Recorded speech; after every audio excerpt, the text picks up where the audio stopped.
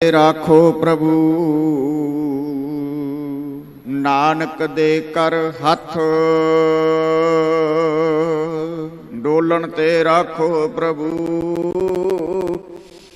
नानक दे कर हथ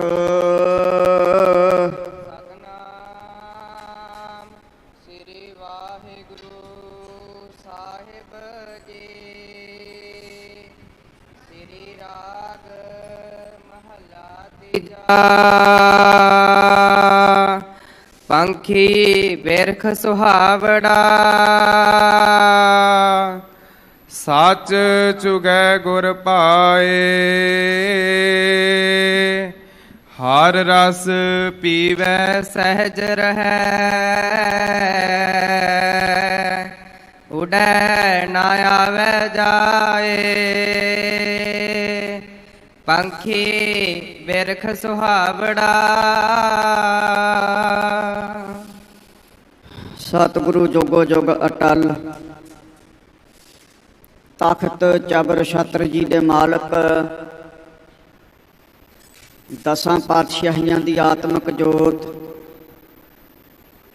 समुची मनुखता दे सांझे रहबर साहिब श्री गुरु ग्रंथ साहिब सच्चे पातशाह जी की पावन पवित्र हजूरी च जुड़ बैठी गुरु रूप साध संगत, आओ सारे गज बज के फतेह दी सांझ करिए। आखो वाहिगुरु जी का खालसा वाहिगुरु जी की फतेह। आप जी ने आसा दी वार दा कीर्तन सरवण कीता है। उपरंत गुरमुख प्यारे सिंह साहिबान जी ने जो लड़ीवार कथा शाह ढंग ते पहुँच चुकी है, इस दा मूल पाठ आप जी नूं सरवण करवाया है।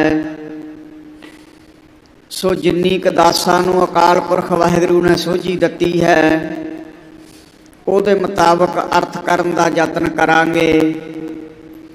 वैसे गुरबाणी दे अर्थ सारे सतगुरु साहब आप ही जानते हैं, पर संसार दे जो मनुख हैं आपो अपनी बुद्धि जिन्नी कि किसी नूं दत्ती हुंदी है ਉਹਦੇ मुताबक ਉਹਦੇ गुणां दा बख्यान करते हैं।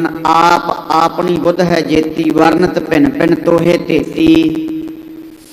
ऐसा वचन सतगुरु महाराज ने कीता। शब्द जिहड़ा है विस्तार दे विच है, श्री राग है ते तीसरे पातशाह गुरु अमरदास पातशाह जिन्हां दे बारे भट्ट कहिंदे हन, भले अमरदास गुण तेरे तेरी उपमा तोहे वन आवै। हे भलियां दी कुल विच पैदा होए गुरु अमरदास, तुहाडी उपमा तुहानूं ही बनाउंदी है। असीं संसार दे जीव एक जिहवा दे नाल की तुहाडे गुणां दा बख्यान कर सकदे हां। तुहाडा तां अंत बड़े बड़े नहीं पा सके। सनक सनंद महेश समाना, सेख नाग तेरो मरम ना जाना। सनक सनंदन सनातन ते संत कुमार चारे ब्रह्मा दे पुत्र। सेख नाग सप्पां दा राजा, महेश नाम शिव जी दा है। सप्पां दा राजा शेख नाग जिहड़े हज़ारां नौ वाहिगुरू परमेश्वर दे नवें लैंदा है रोजाना, ਉਹ भी ਉਹਦੇ ਨਾਮਾਂ ਦਾ ਉਹਦੇ ਗੁਣਾਂ ਦਾ ਅੰਤ नहीं पा सकिया। ਆਪਾਂ एक जेबा वाले की पा लवांगे। सो सतगुरु गुरु अमरदास पातशाह की वचन करते हैं, की सानू कलयुग के जीवां नू उपदेश दिंदे है। आओ प्रेम सहित सरवण करो जी। सतनाम श्री वाहिगुरु साहिब जी। श्री राग महला तीजा। श्री राग, रागां विच श्री राग है जे सच धरे प्यार। श्री राग दे विच महला तीजा। कई महिला पाठ कर दिंदे ने, महिला नाम इस्त्री दा हुंदा है, ये पुलिंग वाचक है, महला पाठ करना है। ਮਹੱਲਾ ਪਾਠ ਸ਼ੁੱਧ ਹੈ, ਕਿਉਂਕਿ ਜੇ ਮਹਿਲਾ ਪਾਠ ਕਰਨਾ ਫਿਰ ਮਹਿਲਾ ਚੌਥੀ ਮਹਿਲਾ ਤੀਜੀ ਕਹਿਣਾ ਪਊਗਾ। ਇਸ ਕਰਕੇ ਪੁਲਿੰਗ ਦਾ ਵਾਚਕ ਹੈ। ਤੀਸਰੇ ਪਾਤਸ਼ਾਹ ਮਹੱਲਾ ਤੀਜਾ ਸ਼੍ਰੀ ਰਾਗ ਦੇ ਵਿੱਚ ਬਚਨ ਕਰ ਰਹੇ ਹਨ। ਪੰਖੀ ਬਿਰਖ ਸੁਹਾਵੜਾ, ਸੱਚ ਚੁਗੈ ਗੁਰ ਭਾਏ। ਇਹ ਜੀਵ ਰੂਪੀ ਪੰਛੀ, ਜੀਵ ਆਤਮਾ ਰੂਪੀ ਪੰਛੀ ਸੰਸਾਰ ਰੂਪੀ ਬ੍ਰਿਸ਼ ਤੇ ਵਿਦ ਨਖੇਦ ਖੰਭਾਂ ਦੁਆਰਾ ਸ਼ੋਭਨੀਕ ਹੋ ਰਿਹਾ ਹੈ। ਜਾਂ ਇਹ ਕਹਿ ਲੋ ਇਹ ਜੀਵ ਰੂਪੀ ਪੰਛੀ ਵਿਰਾਗ ਤੇ ਵਿਵੇਕ ਰੂਪੀ ਖੰਭਾਂ ਦੁਆਰਾ ਸਤਸੰਗ ਰੂਪੀ ਬ੍ਰਿਸ਼ ਤੇ ਸ਼ੋਭਨੀਕ ਹੋ ਰਿਹਾ ਹੈ। ਤੇ ਜਾਂ ਅਥਵਾ ਜਿਹੜੇ ਸਾਡੇ ਸਤਿਗੁਰੂ ਹਨ ਇਹ ਇੱਕ ਬ੍ਰਿਸ਼ ਦੀ ਨਿਆਈ ਹਨ, ਕਲਪੱਤਰ ਬ੍ਰਿਸ਼ ਦੀ ਨਿਆਈ ਹਨ। ਸਤਿਗੁਰੂ ਪਾਤਸ਼ਾਹ ਤੇ ਜਿਨ੍ਹਾਂ ਨੂੰ ਸਾਧ ਸੰਗਤ ਜੀ ਜਿਹੜੇ ਬ੍ਰਹਮ ਗਿਆਨ ਦੀਆਂ ਦਾਤਾਂ ਦਾ ਫਲ ਦੇਣ ਵਾਲੇ ਹਨ, ਅਨੇਕਾਂ ਬਖਸ਼ਿਸ਼ਾਂ ਕਰਨ ਵਾਲੇ ਹਨ, ਇੰਨੀਆਂ ਬਖਸ਼ਿਸ਼ਾਂ ਕਿ ਗਿਣੀਆਂ ਨਹੀਂ ਜਾ ਸਕਦੀਆਂ। ਬ੍ਰਹਮ ਗਿਆਨ ਰੂਪੀ ਫਲ ਦੇਣ ਵਾਲੇ ਹਨ, ਸ਼ਾਂਤੀ ਰੂਪੀ ਛਾਂ ਦੇਣ ਵਾਲੇ ਹਨ। ਤੇ ਜਿਹੜਾ ਜੀਵ ਸੱਚ ਦਾ ਚੋਗ ਚੁਗਦਾ ਹੈ, ਨਾਮ ਰੂਪੀ ਚੋਗ ਚੁਗਦਾ ਹੈ, ਗੁਰ ਭਾਏ, ਉਹ ਗੁਰੂ ਨੂੰ ਭਾ ਜਾਂਦਾ ਹੈ। ਇਸ ਕਰਕੇ ਇਸ ਪੰਕਤੀ ਦਾ ਅਰਥ ਹੈ ਪੰਖੀ ਬਿਰਖ ਸੁਹਾਵੜਾ, ਜੀਵ ਰੂਪੀ ਪੰਛੀ ਵਿਦ ਨਖੇਦ ਖੰਭਾਂ ਦੁਆਰਾ ਸੰਸਾਰ ਰੂਪੀ ਬ੍ਰਿਸ਼ ਤੇ ਸ਼ੋਭਨੀਕ ਹੋ ਰਹੇ ਹਨ। ਅਥਵਾ ਜੀਵ ਰੂਪੀ ਪੰਛੀ ਸਾਧ ਸੰਗਤ ਜੀ ਵਿਰਾਗ ਅਤੇ ਵਿਵੇਕ ਖੰਭਾਂ ਦੁਆਰਾ ਸਤਸੰਗ ਰੂਪੀ ਬ੍ਰਿਸ਼ ਤੇ ਸ਼ੋਭਾ ਪਾ ਰਹੇ ਹਨ। ਤੇ ਜਿਹੜੇ ਭਾਈ ਸੱਚੇ ਸ਼ਬਦ ਦਾ ਚੋਗ ਚੁਗਦੇ ਹਨ, ਸੱਚ ਚੁਗੈ, ਜਿਹੜੇ ਨਾਮ ਰੂਪੀ ਮੋਤੀਆਂ ਦਾ ਚੋਗ ਚੁਗਦੇ ਹਨ, ਗੁਰ ਭਾਏ, ਉਹ ਗੁਰੂ ਨੂੰ ਭਾ ਜਾਂਦੇ ਹਨ, ਪਿਆਰੇ ਲੱਗਦੇ ਹਨ। ਹਰ ਰਸ ਪੀਵੈ ਸਹਿਜ ਰਹੈ, ਉਡੈ ਨਾ ਆਵੈ ਜਾਏ।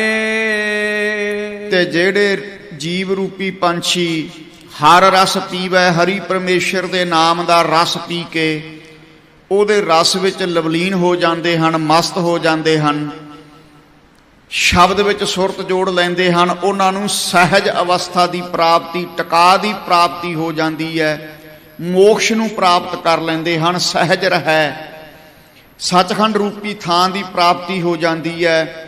ਉੱਡੇ ਨਾ ਆਵੈ ਜਾਏ, ਸ਼ਬਦ ਵਿੱਚ ਜੁੜਨ ਕਰਕੇ ਸਹਿਜ ਅਵਸਥਾ ਦੀ ਪ੍ਰਾਪਤੀ ਹੋ ਗਈ।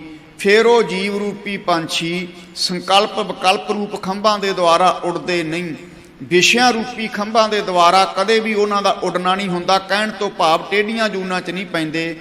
ਜਿਹੜੇ ਜੀਵ ਰੂਪੀ ਪੰਛੀਆਂ ਨੂੰ ਸ਼ਬਦ ਵਿੱਚ ਸੁਰਤ ਜੋੜਨ ਕਰਕੇ ਟਿਕਾ ਦੀ ਪ੍ਰਾਪਤੀ ਹੋ ਗਈ, ਸਹਿਜ ਅਵਸਥਾ ਦੀ, ਉਹ ਜੀਵ ਰੂਪੀ ਪੰਛੀ ਕਦੇ ਵੀ ਉੱਡੇ ਨਾ ਆਵੈ ਜਾਏ, ਟੇਢੀਆਂ ਜੂਨਾਂ ਦੇ ਵਿੱਚ ਉਡਾਰੀਆਂ ਨਹੀਂ ਮਾਰਦੇ।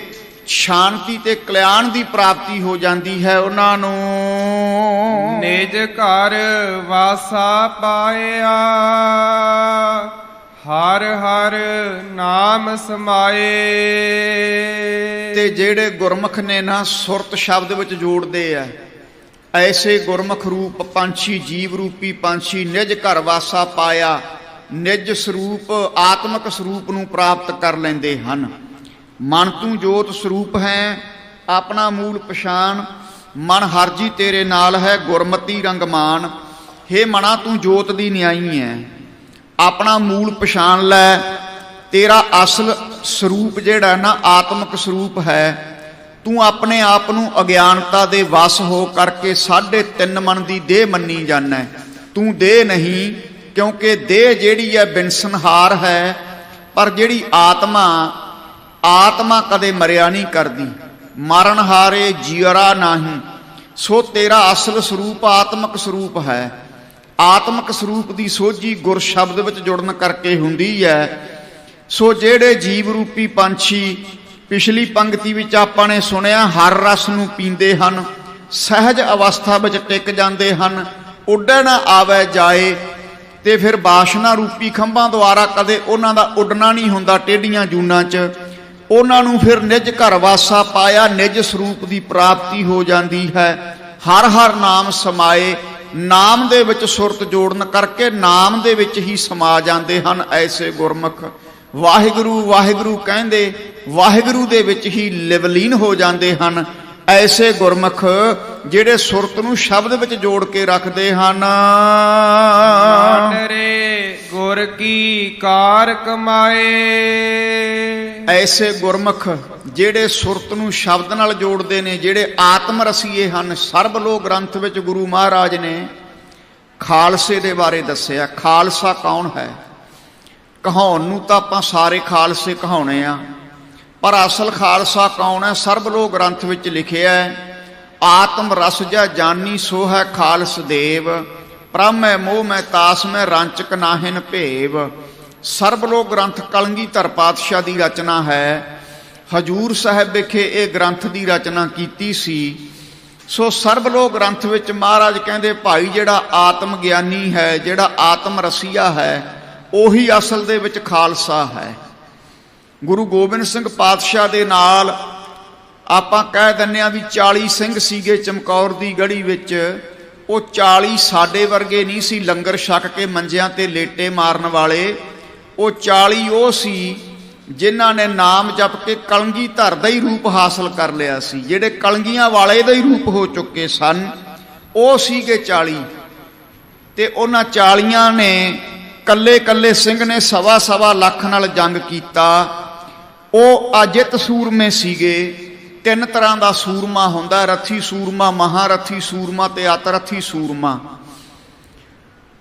2 ਅਰਥ ਨੇ, ਅੰਤਰੀਬ ਅਰਥ ਤੇ ਬਾਹਰਲੇ ਅਰਥ। ਬਾਹਰਲੇ ਅਰਥ ਉਹ ਰਥੀ ਸੂਰਮਾ ਉਹ ਹੈ ਜਿਹੜਾ ਬਰਾਬਰ ਦੇ ਨਾਲ ਲੜੇ। ਮਹਾਰਥੀ ਸੂਰਮਾ ਉਹ ਹੈ ਜਿਹੜਾ ਕੱਲਾ ਸੈਂਕੜਿਆਂ ਨਾਲ ਲੜਨ ਦੀ ਤਾਕਤ ਰੱਖਦਾ ਹੋਵੇ। ਅਤਰਥੀ ਸੂਰਮਾ ਉਹ ਹੈ ਜਿਹੜਾ ਕੱਲਾ ਲੱਖਾਂ ਨਾਲ ਲੜਨ ਦੀ ਤਾਕਤ ਰੱਖਦਾ ਹੋਵੇ, ਇੰਨਾ ਬਲੀ ਹੋਵੇ। ਤੇ ਜੇ ਅੰਤਰੀਬ ਅਰਥ ਲਾਵਾਂਗੇ, ਰਥੀ ਸੂਰਮਾ ਉਹ ਹੈ ਜਿਹਨੇ ਆਪਣੇ ਆਪ ਨੂੰ ਬੁਰੀ ਸੰਗਤ ਤੋਂ ਬਚਾ ਲਿਆ। ਅੱਜ ਦੇ ਸਮੇਂ 'ਚ ਬੁਰੀ ਸੰਗਤ ਤੋਂ ਬਚਣਾ ਬਹੁਤ ਵੱਡੀ ਗੱਲ ਹੈ। ਉਹ ਰਥੀ ਸੂਰਮਿਆਂ ਦੀ ਕੈਟਾਗਰੀ 'ਚ ਆ ਜਾਵੇਗਾ। ਮਹਾਰਥੀ ਸੂਰਮਾ ਉਹ ਹੈ ਜਿਹਨੇ ਸਿਮਰਨ ਕਰਕੇ ਸ਼ਬਦ ਵਿੱਚ ਜੁੜ ਕੇ ਆਪਣੇ 10 ਇੰਦਰੀਆਂ ਤੇ ਕਾਬੂ ਪਾ ਲਿਆ। ਅੱਖਾਂ ਦੇ ਨਾਲ ਮਾੜਾ ਵੇਖਣਾ ਨਹੀਂ, ਕੰਨਾਂ ਦੇ ਨਾਲ ਮਾੜਾ ਸੁਣਨਾ ਨਹੀਂ, ਇਹਨਾਂ ਆਪਣੇ 10 ਇੰਦਰੀਆਂ ਨੂੰ ਵਸ ਵਿੱਚ ਕਰ ਲਿਆ। ਇਹ ਮਹਾਰਥੀ ਸੂਰਮੇ ਦੀ ਨਿਸ਼ਾਨੀ ਹੈ। ਤੀਜੇ ਨੰਬਰ ਤੇ ਅਤਰਥੀ ਸੂਰਮਾ, ਆਤ ਭਾਵ ਚੋਟੀ ਦਾ ਸੂਰਮਾ, ਉਹ ਹੈ ਜਿਹਨੇ ਮਨ ਜਿੱਤ ਲਿਆ ਸਿਮਰਨ ਕਰਕੇ। ਤੇ ਜਿਹੜੇ ਕਲਗੀਆਂ ਵਾਲੇ ਪਾਤਸ਼ਾਹ ਦੇ ਨਾਲ 40 ਸੀ, ਉਹ 40 ਦੇ 40 ਅਤਰਥੀ ਸੂਰਮੇ ਸੀ। ਉਹਨਾਂ ਨੇ ਸਿਮਰਨ ਕਰਕੇ ਮਨ ਰੂਪੀ ਬੈਰੀ ਤੋਂ, ਮਨ ਰੂਪੀ ਦੁਸ਼ਮਣ ਨੂੰ ਵੀ ਜਿੱਤਿਆ ਹੋਇਆ ਸੀ। ਤੇ ਪ੍ਰਤੱਖ ਰੂਪ ਦੇ ਵਿੱਚ ਵੀ ਕੱਲਾ ਕੱਲਾ ਸਿੰਘ ਸਵਾ ਸਵਾ ਲੱਖ ਦੇ ਨਾਲ ਲੜਿਆ। ਸੋ ਇਸ ਕਰਕੇ ਭਾਈ ਨਿਜ ਘਰ ਵਾਸਾ ਪਾਇਆ। ਨਿਜ ਘਰ ਵਾਸਾ ਪਾ ਲੈਂਦਾ ਉਹ ਜੀਵ ਜਿਹੜਾ ਹਰ ਹਰ ਨਾਮ ਸਮਾਏ, ਜਿਹੜਾ ਹਰੀ ਪਰਮੇਸ਼ਰ ਦੇ ਨਾਮ ਨੂੰ ਜਪਦਾ ਹੈ ਤੇ ਨਾਮ ਨੂੰ ਜਪਣ ਕਰਕੇ ਨਾਮ ਦੇ ਵਿੱਚ ਹੀ ਸਮਾ ਜਾਂਦਾ ਹੈ। ਤੇ ਉਹ ਆਪਣੇ ਮਨ ਨੂੰ ਉਪਦੇਸ਼ ਦਿੰਦਾ। ਕੀ ਕਹਿੰਦਾ ਹੈ? ਮਨ ਰੇ ਗੁਰ ਕੀ ਕਾਰ ਕਮਾਏ, ਹੇ ਮੇਰੇ ਮਨਾ ਗੁਰੂ ਕੀ ਕਾਰ ਕਮਾਏ ਤੋਂ ਭਾਵ ਗੁਰੂ ਦੀ ਮੱਤ ਦੇ ਮੁਤਾਬਕ ਚੱਲਣਾ ਕਰ। ਗੁਰ ਕੈ ਭਾਣੈ ਜੇ ਚੱਲਹਿ, ਤਾਂ ਅਨ ਦਿਨ ਰਾਚੈ ਹਰ ਨਾਏ। ਜਿਹੜਾ ਗੁਰਮੁਖ ਗੁਰੂ ਦੇ ਭਾਣੇ 'ਚ ਚੱਲਦਾ, ਵਾਹਿਗੁਰੂ ਦੀ ਰਜ਼ਾ ਦੇ ਵਿੱਚ ਚੱਲਦਾ ਹੈ, ਉਹ ਅਣ ਭਾਵ ਹੁੰਦਾਗਾ ਰਾਤ ਦਿਨ ਦਾ ਮਤਲਬ ਦਿਨ। ਜਿੱਥੇ ਅਣ ਦਿਨ ਸ਼ਬਦ ਆ ਜੇ ਇਹਦਾ ਅਰਥ ਹੈ ਰਾਤ ਦਿਨ। ਗੁਰੂ ਦੇ ਹੁਕਮ ਦੇ ਵਿੱਚ ਜਿਹੜਾ ਚੱਲਦਾ ਹੈ, ਅਣ ਦਿਨ ਰਾਚੈ ਹਰ ਨਾਏ, ਉਹ ਦਿਨ ਰਾਤ ਹਰੀ ਪਰਮੇਸ਼ਰ ਦੇ ਨਾਮ ਦੇ ਵਿੱਚ ਜੁੜਿਆ ਰਹਿੰਦਾ ਹੈ। ਜਾਂ ਆਪਾਂ ਇਹਦਾ ਇਹ ਵੀ ਅਰਥ ਕਰਾਂਗੇ, ਜਿਹੜਾ ਦਿਨ ਰਾਤ ਵਾਹਿਗੁਰੂ ਦੇ ਹੁਕਮ 'ਚ ਰਚਿਆ ਹੋਇਆ ਹੈ, ਉਹੀ ਗੁਰੂ ਕੇ ਭਾਣੇ 'ਚ ਚੱਲ ਸਕਦਾ ਹੈ। ਭਾਣਾ ਮੰਨਣਾ ਔਖਾ ਬੜਾ ਹੈ ਸਾਧ ਸੰਗਤ ਜੀ, ਕਹਿਣਾ ਸੌਖਾ ਹੈ। ਜਦੋਂ ਕਿਸੇ ਦੇ ਘਰ ਕੋਈ ਐਕਸੀਡੈਂਟ ਵਾਪਰ ਜੇ, ਆਪਾਂ ਜਾ ਕੇ ਸਿੱਖਿਆ ਦੇਣ ਲੱਗ ਜਾਂਦੇ ਆ। ਕਿਸੇ ਦਾ ਕੋਈ ਚੜ੍ਹਾਈ ਕਰ ਜਾਵੇ, ਭਾਈ ਭਾਣਾ ਮੰਨੋ, ਭਾਣਾ ਮੰਨੋ। ਜਦੋਂ ਆਪਣੇ ਘਰ ਵਿੱਚ ਕੋਈ ਚੜ੍ਹਾਈ ਕਰ ਜਾਵੇ ਫੇਰ ਆਪਾਂ ਕਹਿੰਦੇ ਆ ਰੱਬ ਨੇ ਕਹਿਰ ਕਰ ਦਿੱਤਾ। ਭਾਣਾ ਉਹ ਮਨੁੱਖ ਮੰਨ ਸਕਦਾ ਜਿਹੜਾ ਨਾਮ 'ਚ ਰੰਗਿਆ ਹੋਇਆ ਹੈ, ਤੇ ਜਿਹੜਾ ਨਾਮ ਦੇ ਵਿੱਚ ਨਹੀਂ ਰੰਗਿਆ ਕਦੇ ਵਾਹਿਗੁਰੂ ਦੇ ਭਾਣੇ ਨੂੰ ਨਹੀਂ ਮੰਨੇਗਾ, ਉਹ ਡੋਲ ਜਾਵੇਗਾ। ਸੋ ਗੁਰ ਕੈ ਭਾਣੇ ਜੇ ਚੱਲ ਹੈ, ਜਿਹੜਾ ਗੁਰੂ ਦੇ ਭਾਣੇ ਦੇ ਮੁਤਾਬਕ ਚੱਲਦਾ ਹੈ ਤਾਂ ਅਣ ਦਿਨ ਰਾਚੈ ਹਰਨ ਆਏ, ਉਹ ਦਿਨ ਰਾਤ ਵਾਹਿਗੁਰੂ ਦੇ ਨਾਮ 'ਚ ਰਚਿਆ ਰਹਿੰਦਾ ਹੈ, ਰੰਗਿਆ ਰਹਿੰਦਾ ਹੈ।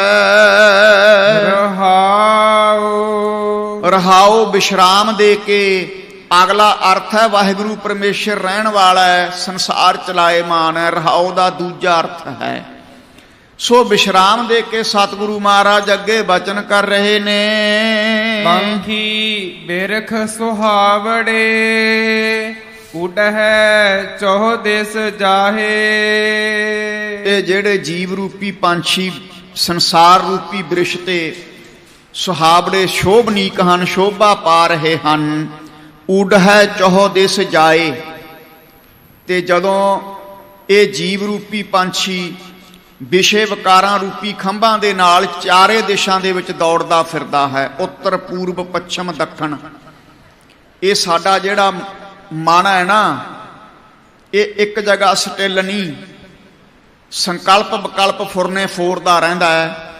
ਜਿਹੜਾ ਜੀਵ ਰੂਪੀ ਪੰਛੀ ਸੰਕਲਪ ਵਿਕਲਪ ਖੰਭਾਂ ਦੁਆਰਾ, ਕਾਮ ਕ੍ਰੋਧ ਲੋਭ ਮੋਹ ਅਹੰਕਾਰ ਖੰਭਾਂ ਦੁਆਰਾ ਤੇ ਸਾਧ ਸੰਗਤ ਜੀ ਦਸੇ ਦਿਸ਼ਾਂ ਦੇ ਵਿੱਚ ਤੁਰਿਆ ਫਿਰਦਾ, ਜਿਹਦਾ ਮਨ ਉਡਾਰੀਆਂ ਮਾਰਦਾ ਫਿਰਦਾ ਦਸੇ ਦਿਸ਼ਾਂ ਦੇ ਵਿੱਚ, ਉਹਨੂੰ ਫਿਰ ਕੀ ਫਲ ਪ੍ਰਾਪਤ ਹੁੰਦਾ ਹੈ? ਅੱਗੇ ਸਤਿਗੁਰੂ ਦੱਸਦੇ ਹਨ। ਜੇਤਾ ਉਡਹਿ ਦੁਖ ਘਣੇ, ਨਿਤ ਦਾਜਹਿ ਤੈ ਬਿਲ ਲਾਹੇ। ਜਿਹੜਾ ਜੀਵ ਰੂਪੀ ਪੰਛੀ ਸੰਕਲਪ ਵਿਕਲਪ ਖੰਭਾਂ ਦੁਆਰਾ ਦਸੇ ਦਿਸ਼ਾਂ 'ਚ ਉਡਾਰੀਆਂ ਮਾਰਦਾ, ਕਬੀਰ ਮਨ ਪੰਖੀ ਭਿਓ ਉਡ ਉਡ ਦਹਿ ਦਿਸ ਜਾਏ, ਜੋ ਜੈਸੀ ਸੰਗਤ ਮਿਲੈ ਤੈਸੋ ਹੀ ਫਲ ਖਾਏ। ਇਹ ਮਨ ਰੂਪੀ ਪੰਛੀ ਦੀ ਐਸੀ ਹਾਲਤ ਹੈ। ਮਨ ਖੁੱਟ ਹਰ ਤੇਰਾ ਨਹੀਂ ਬਸਾਸਾ, ਤੂੰ ਬਹੁਤ ਉਦਮਾਤਾ, ਖਰਕਾ ਪੈਖਰ ਤੋ ਛੂਟੈ ਜਾਂ ਉੱਪਰ ਲਾਦਾ।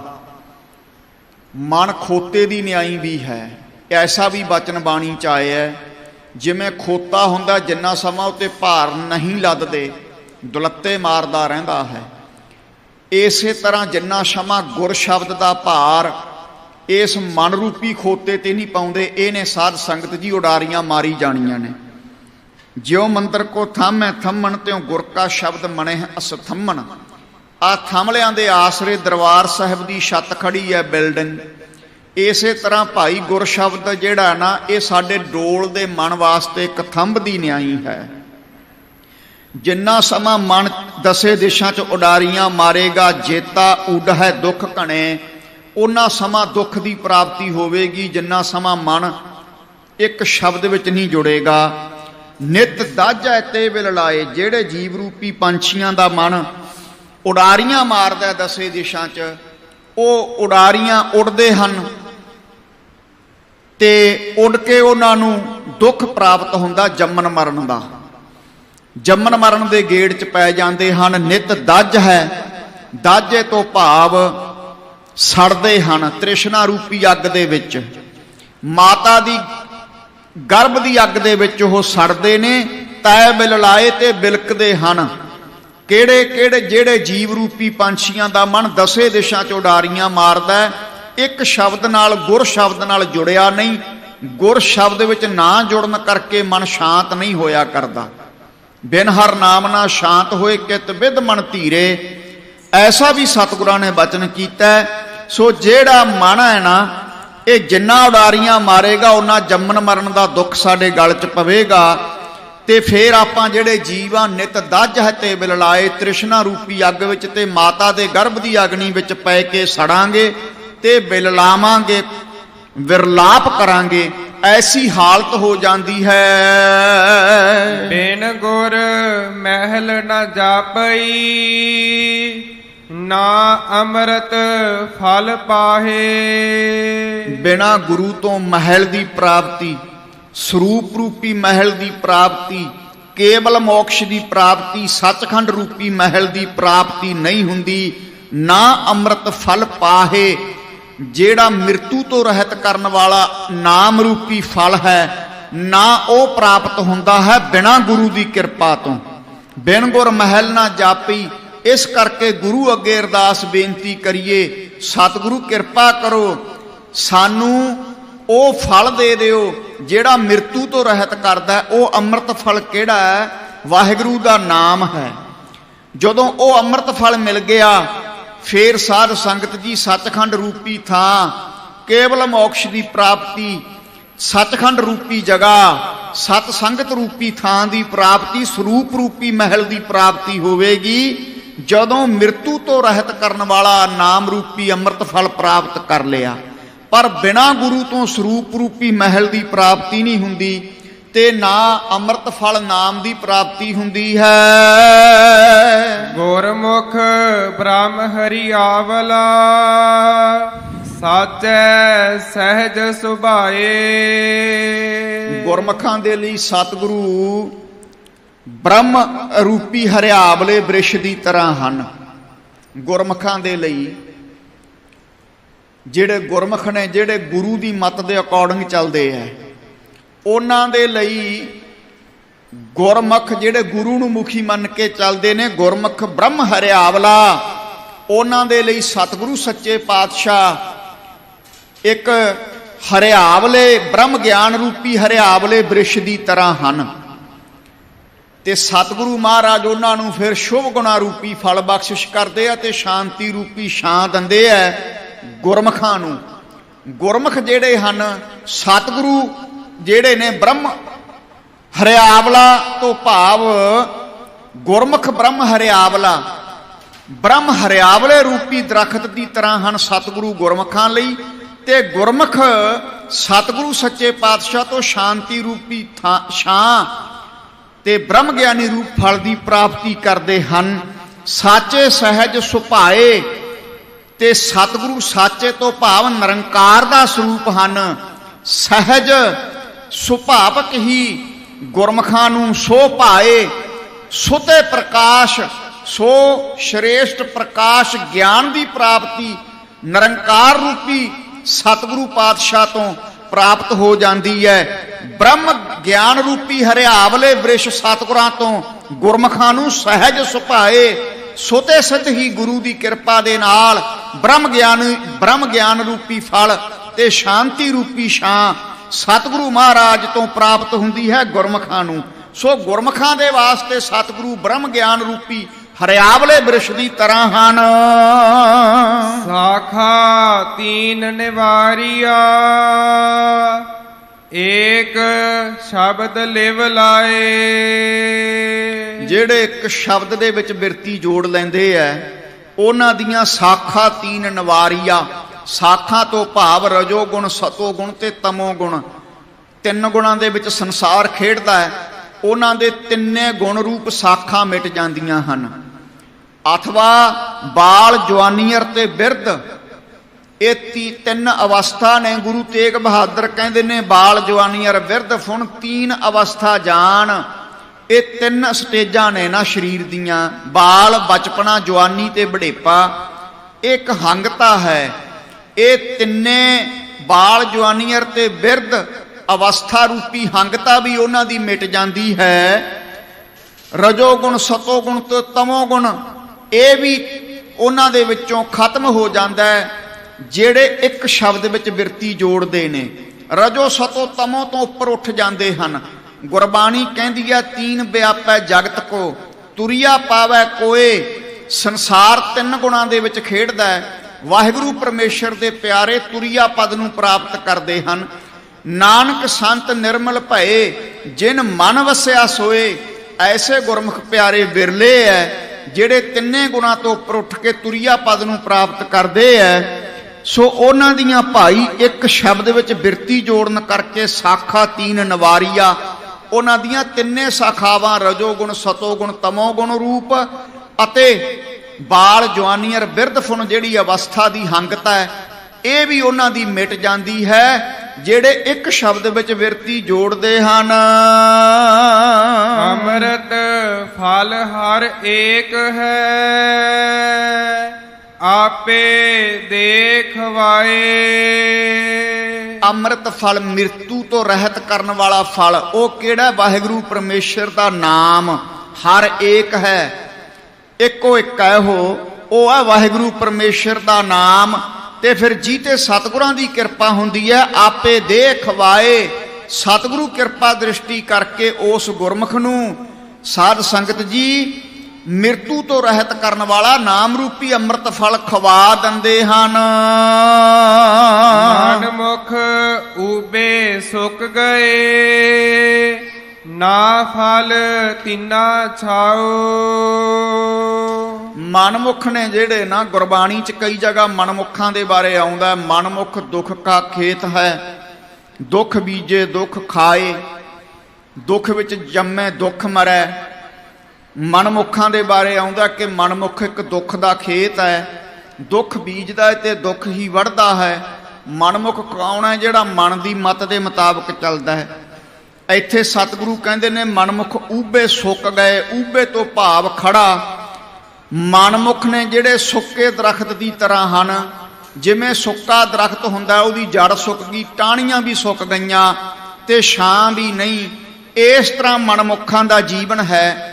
ਮਨਮੁਖਾਂ ਦੀ ਜਦੋਂ ਸ਼ੁਭ ਗੁਣਾ ਰੂਪੀ ਜੜ ਸੁੱਕ ਗਈ ਨਾ, ਤਾਂ ਸਮਝ ਲਓ ਜਦੋਂ ਮਨਮੁਖਾਂ ਦੇ ਜੀਵਨ ਦੇ ਵਿੱਚੋਂ ਨਾਮ ਸਿਮਰਨ ਕਰਦੇ ਨਹੀਂ, ਜਦੋਂ ਮਨਮੁਖਾਂ ਦੀ ਜੜ ਸੁੱਕ ਜਾਂਦੀ ਹੈ ਜੀਵਨ ਦੀ, ਜੀਵਨ ਰੂਪੀ ਬ੍ਰਿਸ਼ ਦੀ, ਤਾਂ ਸਾਧ ਸੰਗਤ ਜੀ ਉਸ ਬ੍ਰਿਸ਼ ਦੀਆਂ ਸ਼ੁਭ ਗੁਣਾ ਰੂਪੀ ਟਾਹਣੀਆਂ ਵੀ ਸੁੱਕ ਜਾਂਦੀਆਂ ਨੇ ਤੇ ਫਿਰ ਸ਼ਾਂਤੀ ਰੂਪੀ ਛਾਂ ਵੀ ਨਹੀਂ ਮਿਲਦੀ।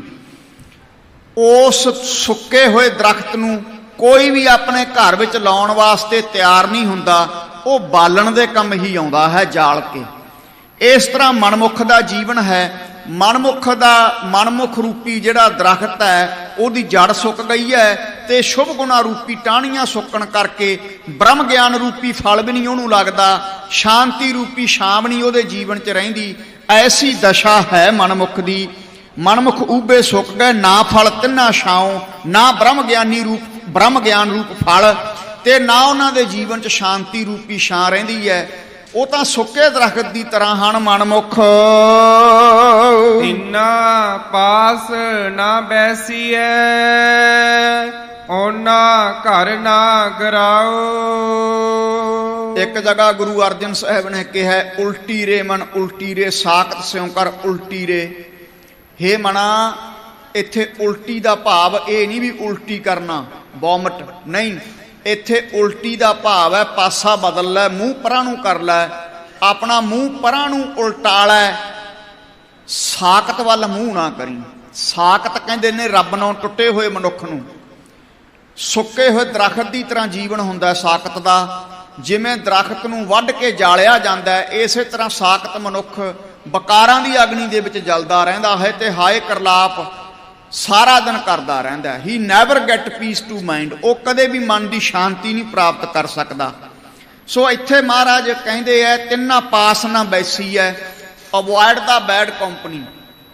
ਕਦੇ ਵੀ ਸਾਕਤ ਬੰਦੇ ਦੀ ਸੰਗ ਨਾ ਕਰੀ, ਉਹਨਾਂ ਦੇ ਕੋਲੇ ਨਾ ਬੈਠੀ, ਕਿਉਂਕਿ ਸਾਕਤਾਂ ਦਾ ਕੋਈ ਘਰ ਘਾਟ ਨਹੀਂ ਹੋਇਆ ਕਰਦਾ। ਉਹਨਾਂ ਘਰ ਨਾ ਗਰਾਓ, ਉਹਨਾਂ ਦਾ ਕੋਈ ਘਰ ਘਾਟ ਨਹੀਂ ਹੋਇਆ ਕਰਦਾ। ਇਹਦਾ ਅਰਥ ਆਪਾਂ ਇਹ ਵੀ ਲਾਵਾਂਗੇ ਕਿ ਜਿਹੜਾ ਸੁੱਕਿਆ ਦਰਖਤ ਹੈ ਉਹਦੇ ਥੱਲੇ ਕੋਈ ਨਹੀਂ ਬਹਿੰਦਾ। ਉਹਨਾਂ ਘਰ ਤੇ ਨਾ ਉਹਨੂੰ ਕੋਈ ਘਰ ਵਿੱਚ ਲਾਉਂਦਾ, ਨਾ ਧਰਮਸ਼ਾਲਾ 'ਚ, ਨਾ ਗਰਾਓ, ਨਾ ਕੋਈ ਪਿੰਡ 'ਚ ਲਾਉਂਦਾ ਸੁੱਕੇ ਦਰਖਤ ਨੂੰ। ਇਸੇ ਤਰ੍ਹਾਂ ਭਾਈ ਮਨਮੁਖ ਦਾ ਜੀਵਨ ਹੈ।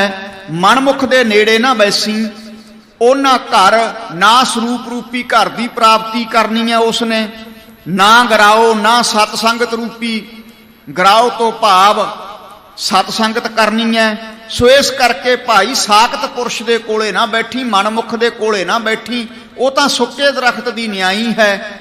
ਜਿਵੇਂ ਸੁੱਕੇ ਦਰਖਤ ਨੂੰ ਕੋਈ ਫਲ ਨਹੀਂ ਲੱਗਦਾ, ਕੋਈ ਛਾਂ ਨਹੀਂ ਦਿੰਦਾ, ਇਸੇ ਤਰ੍ਹਾਂ ਜਿਹੜਾ ਮਨਮੁਖ ਹੈ ਉਹਨੂੰ ਭਗਤੀ ਰੂਪੀ ਫਲ ਤੇ ਸ਼ਾਂਤੀ ਰੂਪੀ ਛਾਂ ਨਹੀਂ ਉਹਦੇ ਜੀਵਨ 'ਚ ਨਸੀਬ ਹੁੰਦੀ। ਇਸ ਕਰਕੇ ਤਿੰਨਾਂ ਪਾਸ ਨਾ ਬੈਸੀ ਹੈ। ਮਨਮੁਖਾਂ ਦੇ ਕੋਲੇ ਨਾ ਬੈਠੀ। ਉਹਨਾਂ ਦਾ ਕੋਈ ਘਰ ਘਾਟ ਨਹੀਂ ਹੁੰਦਾ, ਕੋਈ ਟਿਕਾਣਾ ਨਹੀਂ ਹੁੰਦਾ।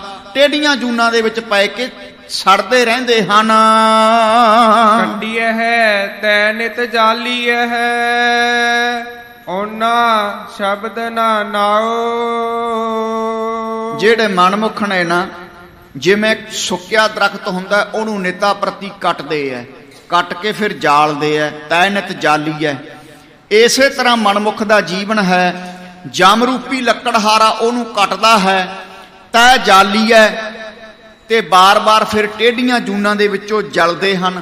ਮਾਤਾ ਦੇ ਗਰਭ ਦੀ ਅੱਗ ਦੇ ਵਿੱਚ ਵੀ ਜਲਦੇ ਐ, ਤ੍ਰਿਸ਼ਨਾ ਰੂਪੀ ਅੱਗ ਦੇ ਵਿੱਚ ਵੀ ਜਲਦੇ ਹਨ, ਵਿਸ਼ੇ ਵਿਕਾਰਾਂ ਦੀ ਅੱਗ ਦੇ ਵਿੱਚ ਵੀ ਉਹ ਸੜਦੇ ਹਨ ਤੇ ਨਰਕਾਂ ਦੀ ਅੱਗ ਦੇ ਵਿੱਚ ਵੀ ਉਹ ਜਲਦੇ ਐ। ਕੌਣ? ਮਨਮੁਖ। ਕੱਟੀਆ ਤੈ ਨਿਤ ਜਾਲੀ ਐ, ਜਮਦੂਤ ਰੂਪ ਲੱਕੜਹਾਰਾ ਉਹਨਾਂ ਨੂੰ ਕੱਟਦਾ ਹੈ। ਨਿਤ ਜਾਲੀਏ ਤੋਂ ਭਾਵ ਨਿਤਾ ਪ੍ਰਤੀ ਟੇਢੀਆਂ ਜੂਨਾਂ ਦੇ ਵਿੱਚ ਜਾਲਦਾ। ਕਿਉਂ? ਕਿਉਂਕਿ ਉਹਨਾਂ ਸ਼ਬਦ ਨਾ ਨਾਓ, ਉਹਨਾਂ ਦੇ ਪੱਲੇ ਨਾਮ ਨਹੀਂ। ਜਿਨ੍ਹਾਂ ਦੇ ਪੱਲੇ ਵਾਹਿਗੁਰੂ ਪਰਮੇਸ਼ਰ ਦਾ ਨਾਮ ਨਹੀਂ, ਜਮਰੂਪ ਲੱਕੜਹਾਰਾ ਉਹਨਾਂ ਨੂੰ ਕੱਟੇਗਾ ਤੇ ਟੇਢੀਆਂ ਜੂਨਾਂ ਦੇ ਵਿੱਚ ਪਾ ਦੇਵੇਗਾ, ਤੇ ਉੱਥੇ ਫਿਰ ਉਹ ਪੈ ਕੇ ਜਲਣਗੇ ਤੇ ਹਾਏ ਕਰਲਾਪ ਕਰਨਗੇ। ਉਹਨਾਂ ਸ਼ਬਦ ਨਾ ਨਾਓ ਜਿਨ੍ਹਾਂ ਦੇ ਪੱਲੇ ਮਨਮੁਖਾਂ ਦੇ ਨਾਮ ਨਹੀਂ ਵਾਹਿਗੁਰੂ ਦਾ। ਹੁਕਮੇ ਕਰਮ ਕਮਾਵਣੇ, ਪਏ ਕਿਰਤ ਫਿਰਾਓ। ਵਾਹਿਗੁਰੂ ਪਰਮੇਸ਼ਰ ਦੇ ਹੁਕਮ ਦੇ ਅੰਦਰ ਹੀ ਸਾਧ ਸੰਗਤ ਜੀ, ਜਿਹੜੇ ਵਾਹਿਗੁਰੂ ਦੇ ਪਿਆਰੇ ਨੇ, ਹੁਕਮ ਦੇ ਅੰਦਰ ਕਰਮ ਕਮਾਉਂਦੇ ਐ। ਜੋ ਇੱਥੇ ਹੋ ਰਿਹਾ ਵਾਹਿਗੁਰੂ ਦੇ ਹੁਕਮ ਦੇ ਵਿੱਚ ਹੀ ਹੋ ਰਿਹਾ। ਪਿਆ ਕਿਰਤ ਫਿਰਾਓ, ਵਾਹਿਗੁਰੂ ਦੇ ਹੁਕਮ ਦੇ ਵਿੱਚ ਹੀ ਮਾੜੇ ਕਰਮਾਂ ਦੇ ਕਰਨ ਕਰਕੇ ਵਾਹਿਗੁਰੂ ਪਰਮੇਸ਼ਰ ਸਜ਼ਾ ਦਿੰਦਾ ਹੈ। ਤੇ ਫਿਰ ਜਿਹੜੇ ਮਨਮੁਖ ਨੇ ਪਿਆ ਕਿਰਤ ਫਿਰਾਓ, ਉਹਨਾਂ ਦੀ ਕਿਰਤ ਐਸੀ ਹੁੰਦੀ ਹੈ ਪੂਰਬਲੇ ਜਨਮਾਂ ਦੀ। ਤੇ ਸਾਧ ਸੰਗਤ ਜੀ ਸਿਮਰਨ ਕਰਦੇ ਨਹੀਂ, ਸਤਸੰਗ ਦੇ ਵਿੱਚ ਆਉਂਦੇ ਨਹੀਂ। ਜੇ ਸਤਸੰਗ ਦੇ ਵਿੱਚ ਮਨੁੱਖ ਆ ਜਾਵੇ, ਸਿਮਰਨ ਕਰੇ ਤਾਂ ਜੀਵਨ ਬਦਲਦਾ ਹੈ। ਜੇ ਸਤਸੰਗ ਦੇ ਵਿੱਚ ਨਹੀਂ ਆਉਂਦਾ ਤਾਂ ਹੁਕਮੈ ਕਰਮ ਕਮਾਵਨੇ। ਜਿਹੜਾ ਮਨੁੱਖ ਕੰਮ ਕਰੇਗਾ ਜਿੱਦਾਂ ਦੇ ਉਹਨੂੰ ਉਦਾਂ ਦਾ ਫਲ ਮਿਲੇਗਾ। ਸੋ ਮਨਮੁੱਖਾਂ ਦੀ ਹਾਲਤ ਕੀ ਹੈ? ਹੁਕਮੈ ਕਰਮ ਕਮਾਵਨੇ। ਜਿਹੜੇ ਉਹ ਕਰਮ ਕਮਾਉਂਦੇ ਹਨ, ਵਾਹਿਗੁਰੂ ਪਰਮੇਸ਼ਰ ਹੁਕਮੈ ਪਿਆ ਕਿਰਤ ਫਿਰਾਓ, ਉਹਨਾਂ ਦੇ ਕੀਤੇ ਕਰਮਾਂ ਦੇ ਅਨੁਸਾਰ ਉਹਨਾਂ ਨੂੰ ਟੇਢੀਆਂ ਜੂਨਾਂ ਦੇ ਵਿੱਚ ਫੇਰਦਾ ਹੈ। ਹੁਕਮੇ ਦਰਸ਼ਨ ਦੇਖਣਾ, ਜਹ ਭੇਜੈ ਤਹ ਜਾਓ। ਵਾਹਿਗੁਰੂ ਪਰਮੇਸ਼ਰ ਦੇ ਹੁਕਮ ਦੇ ਵਿੱਚ ਹੀ ਜੀਵਾਂ ਨੂੰ ਵਾਹਿਗੁਰੂ ਦਾ ਦਰਸ਼ਨ ਦੀਦਾਰ ਹੁੰਦਾ ਹੈ। ਹੁਕਮ ਹੈ ਦਰਸ਼ਨ ਦੇਖਣਾ। ਕਈ ਪ੍ਰਕਾਰ ਦੇ ਦਰਸ਼ਨ ਹੁੰਦੇ ਨੇ, ਜਿਵੇਂ ਚਿੱਤਰ ਦਰਸ਼ਨ, ਸੁਪਨ ਦਰਸ਼ਨ, ਪ੍ਰਤੱਖ ਦਰਸ਼ਨ, ਸਰਵਣ ਦਰਸ਼ਨ। ਕਈ ਤਰ੍ਹਾਂ ਦੇ ਦਰਸ਼ਨ ਹਨ। ਸਰਵਣ ਤੋਂ ਭਾਵ ਜਿਵੇਂ ਆਪਾਂ ਹੁਣ ਗੁਰੂ ਦੇ ਗੁਣਾਂ ਨੂੰ ਸਰਵਣ ਕਰ ਰਹੇ ਹਾਂ। ਚਿੱਤਰ ਤੋਂ ਭਾਵ ਆਪਣੇ ਪਿਆਰੇ ਦੀ ਫੋਟੋ ਦੇ ਦਰਸ਼ਨ ਕਰਨੇ। ਸੁਪਨੇ ਦੇ ਵਿੱਚ ਦਰਸ਼ਨ ਹੋ ਜਾਣੇ। ਪ੍ਰਤੱਖ ਰੂਪ ਦੇ ਵਿੱਚ ਦਰਸ਼ਨ ਕਰਨੇ, ਜਿਵੇਂ ਭਗਤਾਂ ਨੂੰ ਹੋਏ ਸੀ। ਮਿਲੇ ਪ੍ਰਤੱਖ ਗੁਸਾਈਆਂ ਧੰਨਾ ਵਡਭਾਗਾ। ਇਸ ਕਰਕੇ ਹੁਕਮ ਦੇ ਵਿੱਚ ਹੀ ਵਾਹਿਗੁਰੂ ਦੇ ਪਿਆਰੇ ਉਹਦੇ ਦਰਸ਼ਨ ਨੂੰ ਦੇਖਦੇ ਐ। ਜਹ ਭੇਜੈ ਤਹ ਜਾਓ। ਹੁਕਮ ਦੇ ਵਿੱਚ ਹੀ ਜਿੱਥੇ ਉਹ ਭੇਜਦਾ ਉੱਥੇ ਜੀਵਾਂ ਨੂੰ ਜਾਣਾ ਪੈਂਦਾ। ਗੁਰਬਾਣੀ ਕਹਿੰਦੀ ਹੈ, ਜਹ ਬਸਾਲੇ ਤਹ ਬੈਸਾ ਸੁਆਮੀ, ਜਹ ਭੇਜੇ ਤਹ ਜਾਵਾ। ਸਭਨੀ ਨਗਰੀ ਇੱਕੋ ਰਾਜਾ, ਸਭੈ ਪਵਿੱਤ ਹੈ ਥਾਵਾਂ। ਗੁਰਮੁਖ ਤਾਂ ਰਹਿੰਦੇ ਹੀ ਉਹਦੇ ਭਾਣੇ 'ਚ ਨੇ ਕਿ ਇਹ ਵਾਹਿਗੁਰੂ ਜਿੱਥੇ ਤੂੰ ਬਿਠਾਵੇਂਗਾ ਉੱਥੇ ਬਹਿ ਜਾਾਂਗੇ, ਜਿੱਥੇ ਭੇਜੇਂਗਾ ਉੱਥੇ ਚਲੇ ਜਾਵਾਂਗੇ, ਕਿਉਂਕਿ ਹਰ ਜਗ੍ਹਾ ਪਵਿੱਤਰ ਹੈ ਤੇ ਹਰ ਜਗ੍ਹਾ ਤੇਰਾ ਵਾਸਾ ਹੈ। ਸੋ ਇਸ ਕਰਕੇ ਵਾਹਿਗੁਰੂ ਦੇ ਹੁਕਮ ਦੇ ਵਿੱਚ ਹੀ ਹੁਕਮ ਨਾ ਦਰਸ਼ਨ ਦੇਖਣਾ। ਹੁਕਮ ਹੈ ਦਰਸ਼ਨ ਦੇਖਣਾ। ਜਾ ਭੇਜੈ ਤੈ ਜਾਓ। ਹੁਕਮ ਦੇ ਵਿੱਚ ਹੀ ਵਾਹਿਗੁਰੂ ਪਰਮੇਸ਼ਰ ਦੇ ਦਰਸ਼ਨ ਹੁੰਦੇ ਹਨ। ਹੁਕਮ ਦੇ ਵਿੱਚ ਹੀ ਫਿਰ ਵਾਹਿਗੁਰੂ ਪਰਮੇਸ਼ਰ ਜਿੱਥੇ ਭੇਜਦਾ ਜੀਵ ਨੂੰ ਜਾਣਾ ਪੈਂਦਾ। ਜੇ ਤਾਂ ਸਿਮਰਨ ਕਰ ਲਿਆ, ਬੰਦਗੀ ਕਰੀ, ਸੱਚਖੰਡ ਦੇ ਵਿੱਚ ਭੇਜ ਦੇਵੇਗਾ, ਨਹੀਂ ਫਿਰ ਟੇਢੀਆਂ ਜੂਨਾਂ ਦੇ ਵਿੱਚ ਭੇਜ ਦੇਵੇਗਾ। ਹੋ ਉਹਦੇ ਹੁਕਮ ਦੇ ਵਿੱਚ ਹੀ ਰਿਹਾ। ਕੀਤੇ ਹੋਏ ਕਰਮ ਜੀਵ ਨੂੰ ਭੋਗਣੇ ਪੈਂਦੇ ਐ। ਇੱਕੋ ਇੱਕ ਤਰੀਕਾ ਹੈ। ਕਰਮਾਂ ਦੇ ਬੱਧੇ ਆਪਾਂ ਬਾਰ-ਬਾਰ ਜੰਮੀ ਜਾਂਦੇ ਹਾਂ ਤੇ ਬਾਰ-ਬਾਰ ਮਰੀ ਜਾਂਦੇ ਹਾਂ। ਕਿਸੇ ਨੇ ਗੁਰੂ ਸਾਹਿਬ ਨੂੰ ਪੁੱਛਿਆ, ਮਹਾਰਾਜ ਇਹ ਜਿਹੜਾ ਕਰਮਾਂ ਦਾ ਸਰਕਲ, ਕਰਮਾਂ ਦਾ ਚੱਕਰ ਸਾਡੇ ਗਲ ਪਿਆ, ਇਹ ਕਦੋਂ ਮੁੱਕੂਗਾ? ਬਾਰ-ਬਾਰ ਕਰਮ ਕਰੀ ਜਾਂਦੇ ਆ, ਜੰਮੀ ਜਾਂਦੇ ਆ, ਮਰੀ ਜਾਂਦੇ ਆ। ਸਤਿਗੁਰੂ ਕਹਿੰਦੇ ਭਾਈ ਇੱਕੋ ਇੱਕ ਤਰੀਕਾ ਹੈ ਮਾੜੇ ਕਰਮਾਂ ਨੂੰ ਮੇਟਣ ਦਾ। ਗੁਰ ਕਾ ਸ਼ਬਦ ਕਾਟੇ ਕੋਟ ਕਰਮ। ਗੁਰ ਸ਼ਬਦ ਦੀ ਕਮਾਈ ਕਰੋ, ਕਰੋੜਾਂ ਮਾੜੇ ਕਰਮਾਂ ਨੂੰ ਕੱਟ ਦਿੰਦਾ ਹੈ। ਸੋ ਇਸ ਕਰਕੇ ਹੁਕਮੈ ਦਰਸ਼ਨ ਦੇਖਣਾ, ਵਾਹਿਗੁਰੂ ਦੇ ਹੁਕਮ ਦੇ ਵਿੱਚ ਹੀ ਉਹਦੇ ਦਰਸ਼ਨ ਹੁੰਦੇ ਐ। ਤੇ ਜਿਹੜੇ ਸ਼ੁਭ ਕਰਮ ਕਰਦੇ ਐ, ਜੈ ਭੇਜੈ ਤਹਿ ਜਾਓ। ਜਿਹੜੇ ਭਾਈ ਆ ਸ਼ੁਭ ਕਰਮ ਕਰਦੇ ਨੇ ਉਹਦੇ ਭਾਣੇ 'ਚ ਨਹੀਂ ਚੱਲਦੇ, ਫਿਰ ਜਿੱਥੇ ਉਹ ਭੇਜਦਾ ਟੇਢੀਆਂ ਜੂਨਾਂ 'ਚ ਉਹਨਾਂ ਨੂੰ ਜਾਣਾ ਪੈਂਦਾ ਹੈ। ਹੁਕਮੇ ਹਰ ਹਰ ਮਨ ਵਸੈ, ਹੁਕਮੇ ਸੱਚ ਸਮਾਓ। ਵਾਹਿਗੁਰੂ ਦੇ ਹੁਕਮ ਦੇ ਮੁਤਾਬਕ ਜਿਹੜੇ ਪਿਆਰੇ ਚੱਲਦੇ ਨੇ, ਭਗਤ ਚੱਲਦੇ ਨੇ, ਜਿਵੇਂ ਨਾਮਦੇਵ ਜੀ ਚੱਲੇ, ਗੋਵਿੰਦ ਗੋਵਿੰਦ ਗੋਵਿੰਦ ਸੋ ਨਾਮ ਦਿਓ ਮਨ ਲੀਨਾ, ਆੜ ਦਾਮ ਕੋ ਸ਼ੀਂਪਰੋ ਹੋਇਓ ਲਾਖੀਨਾ। ਜਿਸ ਨੂੰ ਦੁਨੀਆ ਦੇ ਲੋਕ ਅੱਧੀ ਦਮੜੀ ਦਾ ਸ਼ੀਂਬਾ ਕਹਿੰਦੇ ਸੀ, ਪਰ ਨਾਮ ਜਪ ਕੇ ਆਦ ਦਾਮ ਕੋ ਸ਼ੀਂਪਰੋ ਹੋਇਓ ਲਖੀਨਾ, ਲੱਖਾਂ ਦਾ ਹੋ ਗਿਆ ਭਗਤ ਨਾਮਦੇਵ, ਜਿਨ੍ਹਾਂ ਦਾ ਪਰਸੋਂ ਜਨਮ ਦਿਹਾੜਾ ਲੰਘ ਕੇ ਗਿਆ। ਤੇ ਕਬੀਰ ਸਾਹਿਬ ਦੀ ਗੱਲ ਲਾਓ, ਕਬੀਰ ਬੁਣਨਾ ਧਿਆਨਾ ਤਿਆਗ ਕੇ ਪ੍ਰੀਤ ਚਰਨ ਕਬੀਰਾ, ਨੀਚ ਕੋਲਾ ਜਲਾਹਰੋ ਭਇਓ ਗੁਣੀ ਗਹੀਰਾ। ਗੁਣਾਂ ਦਾ ਸਾਗਰ ਹੋ ਗਿਆ ਬਾਬਾ ਕਬੀਰ ਸਾਹਿਬ। 15 ਭਗਤਾਂ ਦੇ ਵਿੱਚੋਂ ਸਾਰਿਆਂ ਤੋਂ ਵੱਧ ਬਾਣੀ ਕਬੀਰ ਸਾਹਿਬ ਦੀ ਦਰਜ ਹੈ। ਕਈ ਵਿਦਵਾਨਾਂ ਨੇ 532 ਸ਼ਬਦ ਸ਼ਲੋਕ ਕਹੇ ਹੈ, ਕਈਆਂ ਨੇ 541 ਕਹੇ ਨੇ। ਸੋ ਇਸ ਕਰਕੇ ਬਾਬਾ ਕਬੀਰ ਸਾਹਿਬ ਕਿਉਂ ਹੁਕਮ ਦੇ ਵਿੱਚ ਹੀ ਚੱਲੇ, ਹੁਕਮ ਹੈ ਹਰ ਹਰ ਮਨ ਵਸੈ। ਉਹਦੇ ਹੁਕਮ ਦੇ ਵਿੱਚ ਹੀ ਜਿਹੜਾ ਵਾਹਿਗੁਰੂ ਪਰਮੇਸ਼ਰ ਦੇ ਹੁਕਮ 'ਚ ਚੱਲਦਾ, ਉਹਦੇ ਹਿਰਦੇ 'ਚ ਨਾਮ ਵਸ ਜਾਂਦਾ। ਨਾਮ ਦੇ ਵਸਣ ਕਰਕੇ ਹੁਕਮੇ ਸੱਚ ਸਮਾਓ।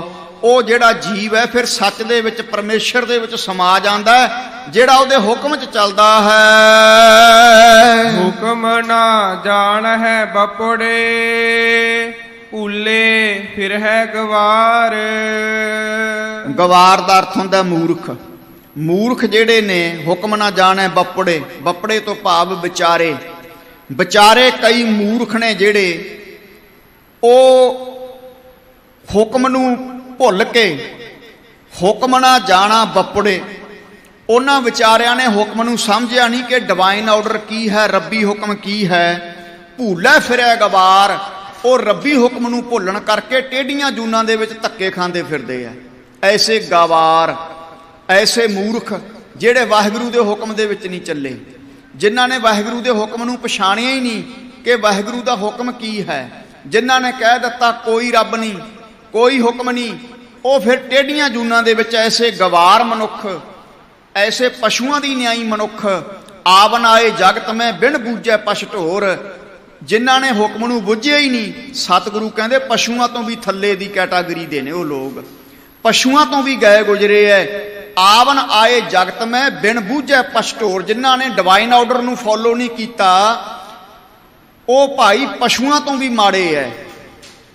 ਨਾਨਕ ਗੁਰਮੁਖ ਸੋ ਬੂਝੈ। ਤੇ ਜਿਨ੍ਹਾਂ ਗੁਰਮੁਖਾਂ ਨੇ ਹੁਕਮ ਨੂੰ ਬੁੱਝ ਲਿਆ, ਜਾ ਕੇ ਭਾਗ ਮਥੋਰ ਉਹਨਾਂ ਦੇ ਵੱਡੇ ਭਾਗ ਹੈ। ਇਸ ਕਰਕੇ ਹੁਕਮ ਰਜਾਈ ਚੱਲਣਾ ਨਾਨਕ ਲਿਖਿਆ ਨਾਲ। ਕੱਲ ਵੀ ਵਿਚਾਰ ਕੀਤੀ ਸੀ ਕਿ ਸਾਡਾ ਜੀਵਨ ਸਚਿਆਰ ਜੀਵਨ ਕਿਵੇਂ ਹੋਵੇ। ਕਿਵ ਸਚਿਆਰਾ ਹੋਈਐ ਕਿਵ ਕੂੜੈ ਟੁੱਟੈ ਪਾਲ। ਕਿਵੇਂ ਅੰਦਰੋਂ ਕੂੜ ਦੀ ਕੰਧ ਟੁੱਟੇ। ਤਾਂ ਗੁਰੂ ਨਾਨਕ ਨੇ ਸਿੱਧਾ ਨੂੰ ਕਿਹਾ ਸੀ ਹੁਕਮ ਰਜਾਈ ਚੱਲਣਾ ਨਾਨਕ ਲਿਖਿਆ ਨਾਲ। ਹੁਕਮ ਦੇ ਵਿੱਚ ਚੱਲਣ ਕਰਕੇ ਅੰਦਰੋਂ ਜਿਹੜਾ ਜੀਵ ਦੇ ਵਿਕਾਰਾਂ ਦੀ ਕੰਧ, ਕੂੜ ਦੀ ਕੰਧ ਢਹਿ ਜਾਵੇਗੀ। ਸੋ ਇੱਥੇ ਮਹਾਰਾਜ ਕਹਿੰਦੇ ਨੇ ਹੁਕਮ ਨਾ ਜਾਣ ਹੈ ਬੱਪੜੇ। ਸੰਸਾਰ ਦੇ ਕਈ ਵਿਚਾਰੇ ਮੂਰਖ ਲੋਕ ਹੁਕਮ ਨੂੰ ਨਹੀਂ ਬੁੱਝਦੇ। ਭੁੱਲੈ ਫਿਰਿਆ ਗਵਾਰ। ਐਸੇ ਗਵਾਰ ਫਿਰ ਟੇਢੀਆਂ ਜੂਨਾਂ ਦੇ ਵਿੱਚ ਤੁਰੇ ਫਿਰਦੇ ਹਨ ਹੁਕਮ ਨੂੰ ਨਾ ਬੁੱਝਣ ਕਰਕੇ। ਮਨ ਹਠ ਕਰਮ ਕਮਾਵਦੇ, ਨਿਤ ਨਿਤ ਹੋਏ ਖੁਆਰ। ਮਨ ਹੱਠ, ਮਨ ਦੀ ਜਿੱਦ ਕਰਕੇ ਗੁਰੂ ਮਹਾਰਾਜ ਨੇ ਹੱਠ ਜੋਗ ਨਹੀਂ ਵਰਤਾਇਆ। ਪਰਸੋਂ ਨੂੰ ਮਹਾਰਾਜ ਦਾ ਅਵਤਾਰ ਦਿਹਾੜਾ। ਸਾਰੀਆਂ ਸੰਗਤਾਂ ਨੂੰ ਲੱਖ ਲੱਖ ਵਧਾਈ ਹੋਵੇ ਗੁਰੂ ਨਾਨਕ ਸਾਹਿਬ ਦੇ ਅਵਤਾਰ ਦਿਹਾੜੇ ਦੀ।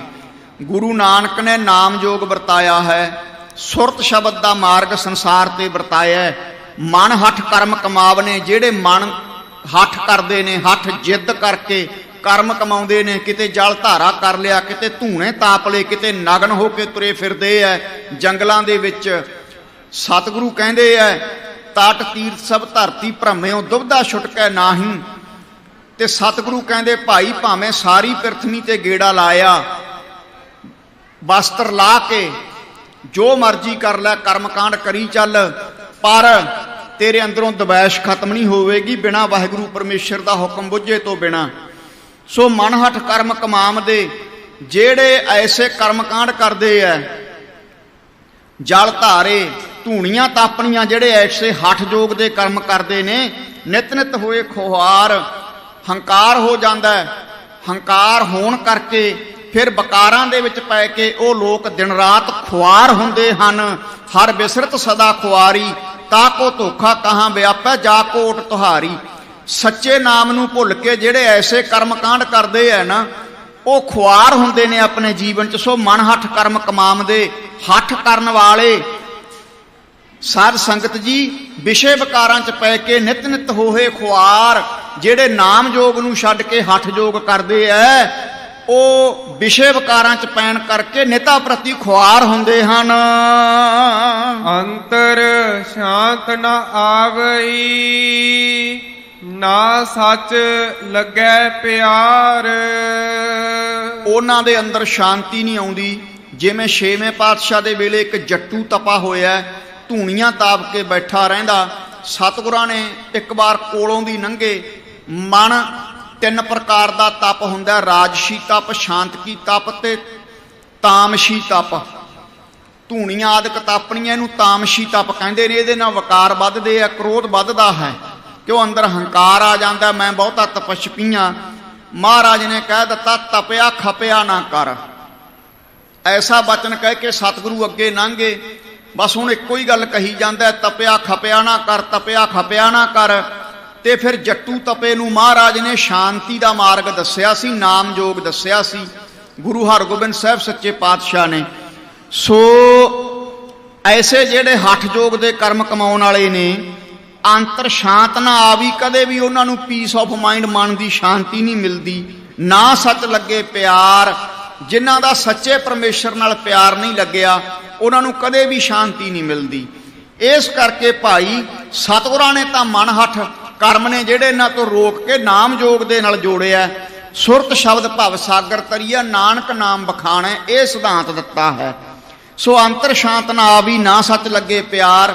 ਐਸੇ ਜਿਹੜੇ ਪਖੰਡ ਕਰਨ ਵਾਲੇ ਨੇ, ਉਹਨਾਂ ਨੂੰ ਸ਼ਾਂਤੀ ਨਹੀਂ ਆਉਂਦੀ, ਸੱਚੇ ਨਾਮ ਦੇ ਵਿੱਚ ਉਹਨਾਂ ਦੀ ਸੁਰਤ ਨਹੀਂ ਜੁੜਦੀ। ਗੁਰਮੁਖੀਆ ਮੋਹ ਸੋਹਣੇ, ਗੁਰ ਕੈ ਹੇਤ ਪਿਆਰ। ਹੇਤ ਤੋਂ ਭਾਵ ਨਾਲ, ਜਿਨ੍ਹਾਂ ਦਾ ਗੁਰੂ ਦੇ ਨਾਲ ਪਿਆਰ ਹੈ, ਐਸੀਆਂ ਜਿਹੜੀਆਂ ਗੁਰਮੁਖ ਹਨ, ਗੁਰਮੁਖੀਆ ਮੂੰਹ ਸੋਹਣੇ, ਜਿਹੜੇ ਐਸੇ ਗੁਰਮੁਖ ਹੈ। ਸੰਤ ਰੂਪ ਸਖੀਆਂ, ਜਿਹੜੀਆਂ ਐਸੀਆਂ ਸੰਤ ਰੂਪ ਸਖੀਆਂ ਹਨ, ਗੁਰਮੁਖ ਰੂਪ ਸਖੀਆਂ ਹਨ, ਉਹਨਾਂ ਦੇ ਅੰਤਸ਼ਕਰਨ ਰੂਪ ਮੂੰਹ ਸੋਹਣੇ ਹੈ। ਜਿਨ੍ਹਾਂ ਨੂੰ ਗੁਰੂ ਦੇ ਸ਼ਬਦ ਨਾਲ ਪਿਆਰ ਹੈ, ਉਹਨਾਂ ਦਾ ਅੰਤਸ਼ਕਰਨ ਸ਼ੁੱਧ ਹੋ ਜਾਂਦਾ। ਐਸੇ ਗੁਰਮੁਖ ਰੂਪ ਸਖੀਆਂ, ਐਸੇ ਗੁਰਮੁਖਾਂ ਦੇ ਅੰਤਸ਼ਕਰਨ ਰੂਪ ਮੂੰਹ ਸੋਹਣੇ ਹਨ, ਜਿਨ੍ਹਾਂ ਦਾ ਗੁਰੂ ਦੇ ਸ਼ਬਦ ਨਾਲ ਪ੍ਰੇਮ ਹੈ। ਸੱਚੀ ਭਗਤੀ ਸੱਚ ਰਤੇ, ਦਰ ਸੱਚੈ ਸਚਿਆਰ। ਜਿਹੜੇ ਗੁਰਮੁਖ ਪਿਆਰੇ ਸੰਤ ਰੂਪ ਸਖੀਆਂ ਸੱਚੀ ਭਗਤੀ ਵਿੱਚ ਜੁੜ ਗਈਆਂ, ਉਹ ਫਿਰ ਸੱਚੇ ਨਾਮ ਦੇ ਵਿੱਚ ਰੱਤੇ ਜਾਂਦੇ ਆ। ਦਰ ਸੱਚੇ ਸਚਿਆਰ, ਤੇ ਵਾਹਿਗੁਰੂ ਦੇ ਦਰ ਤੇ ਵੀ ਉਹ ਸਚਿਆਰ ਕਰਕੇ ਜਾਣੇ ਜਾਂਦੇ ਆ। ਉਹਨਾਂ ਦਾ ਜੀਵਨ ਇਹ ਬਣ ਜਾਂਦਾ, ਇਹੋ ਲੋਕ ਸੁਖੀਏ ਪਰਲੋਕ ਸੁਹੇਲੇ, ਨਾਨਕ ਹਰ ਪ੍ਰਭ ਆਪੇ ਮੇਲੇ। ਲੋਕ ਪਰਲੋਕ ਦੇ ਵਿੱਚ ਉਹ ਸਚਿਆਰ ਕਰਕੇ ਜਾਣੇ ਜਾਂਦੇ ਆ, ਜਿਹੜੇ ਸੱਚੀ ਭਗਤੀ 'ਚ ਜੁੜ ਗਏ। ਸੱਚੀ ਭਗਤੀ ਸੱਚ ਰਤ ਹੈ, ਤੇ ਸੱਚੀ ਭਗਤੀ 'ਚ ਜੁੜਨ ਕਰਕੇ ਸੱਚੇ ਦੇ ਵਿੱਚ ਰੱਤੇ ਜਾਂਦੇ ਨੇ।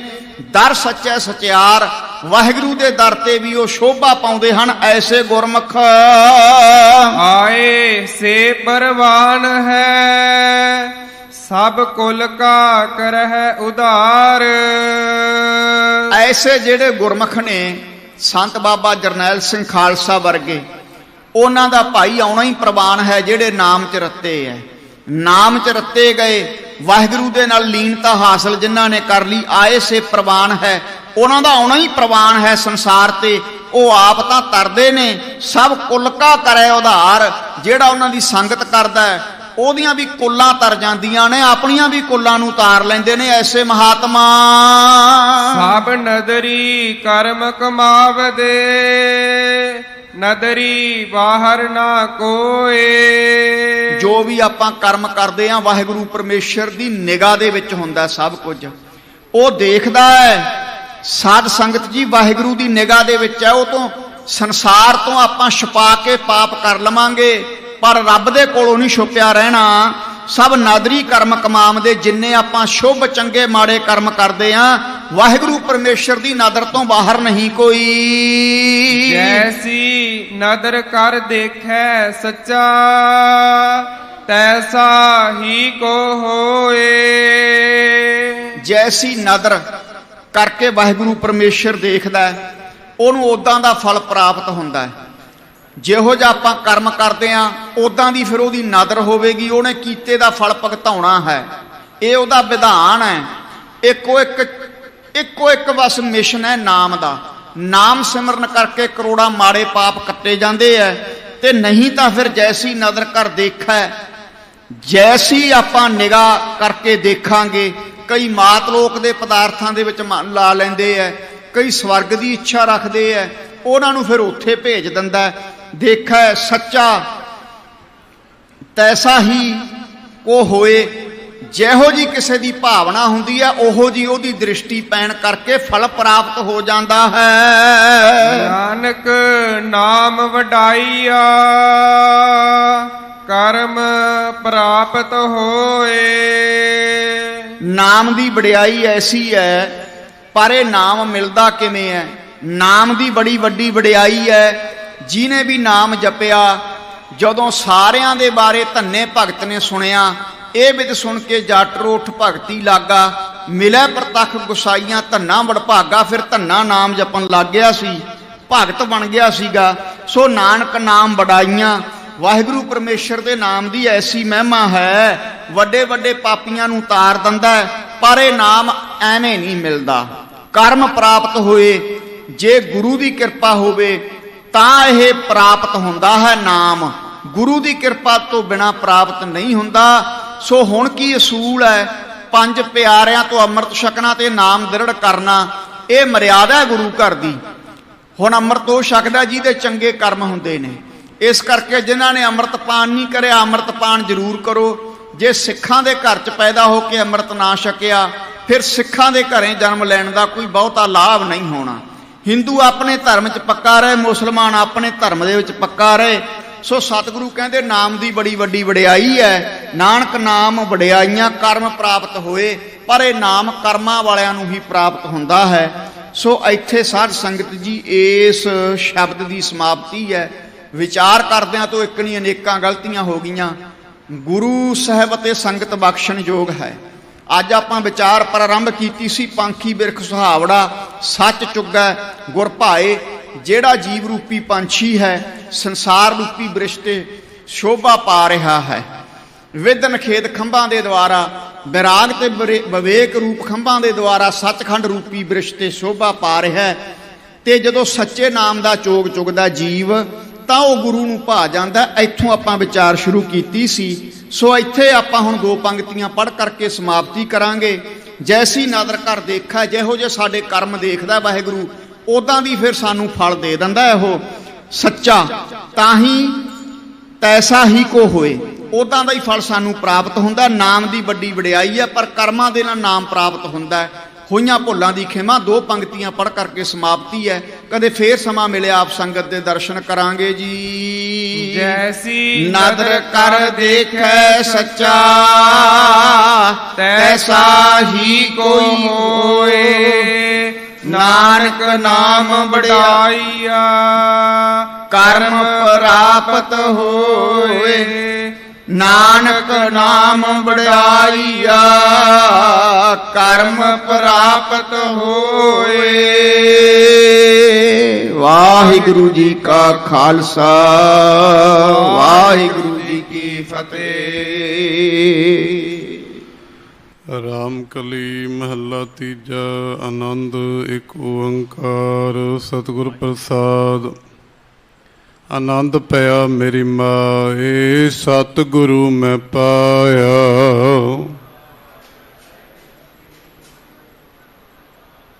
ਰਾਗ ਰਤਨ ਪਰਵਾਰ ਪਰੀਆਂ ਸ਼ਬਦ ਗਾਵਣ ਆਈਆਂ।